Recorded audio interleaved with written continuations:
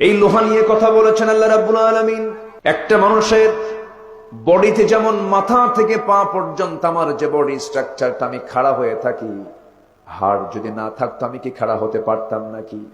আমার বডি গঠন হয়েছে হাড় দিয়ে। ফাকাসাউনাল ইযামা লাহমা, হাড় যেমন বডির জন্য প্রয়োজন, ঠিক তেমনি দুনিয়ার জিন্দেগিতে কোনো কিছু করতে গেলে সেখানে একটা মূল বডির দরকার, স্ট্রাকচার দরকার। ধরুন এখানে বসে আছি, মাইক চলতেছে, এখানে লোহা আছে না নাই? ক্যামেরায় লোহা আছে না নাই? যে গাড়িতে আসছেন সেই গাড়িতে লোহা আছে না নাই? লোহার ব্যবহার ছাড়া পৃথিবী চলতে পারবে নাকি? আল্লাহ রাব্বুল আলামিন লোহার নামটা কোরআনে নিয়েছেন, লোহা নামে একটা সূরাও নাজিল করে দিয়েছেন। কি তথ্য দিয়েছেন দেখেন। এই পৃথিবীতে আধুনিক বিজ্ঞান গবেষণা করে দেখেছে লোহার সৃষ্টি দুনিয়াতে নয়, লোহার সৃষ্টি হয়েছে, লোহা এসেছে বহির্জগৎ থেকে, অর্থাৎ আকাশ থেকে।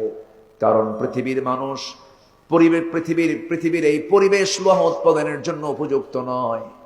লোহা উৎপাদন করতে যে তাপমাত্রার প্রয়োজন সেই তাপমাত্রা সূর্যেরও নাই। সূর্যের আভ্যন্তরীণ তাপমাত্রা হলো 15 মিলিয়ন ডিগ্রি সেলসিয়াস। কেউ তো সুবহানাল্লাহ বললেন না? 15 মিলিয়ন ডিগ্রি সেলসিয়াস তাপমাত্রা হচ্ছে সূর্যের।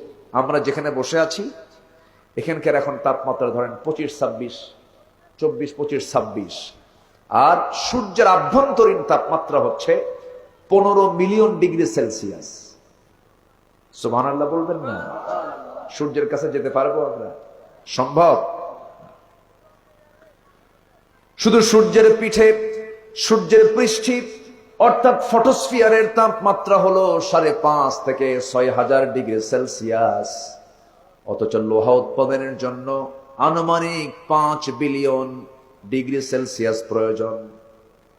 লোহা উৎপাদন করতে লাগবে হলে 5 বিলিয়ন ডিগ্রি সেলসিয়াস তাপমাত্রা, তাছাড়া লোহা উৎপাদন হবে না। বিজ্ঞানীদের ধারণা মহাকাশের কোন সুপারনোভা বিস্ফোরণ হয়ে এই লোহার আগমন ঘটতে পারে। অথচ আল্লাহ রাব্বুল আলামিন আজ থেকে 1,500 বছর আগে সূরাতুল হাদিদে জানিয়ে দিয়েছেন লোহা পৃথিবীর কোথাও না, আসমান থেকে আল্লাহ রাব্বুল আলামিন নাজিল করেছে। আল্লাহ রাব্বুল আলামিন বলেন, وَأَنزَلْنَا الْحَدِيدَ فِيهِ بَأْسٌ شَدِيدٌ وَمَنَافِعُ لِلنَّاسِ। জোরে বলুন আল্লাহু আকবার। সূরাতুল হাদিদ আয়াত নাম্বার 25। আমি লোহা নাজিল করেছি যাতে প্রচন্ড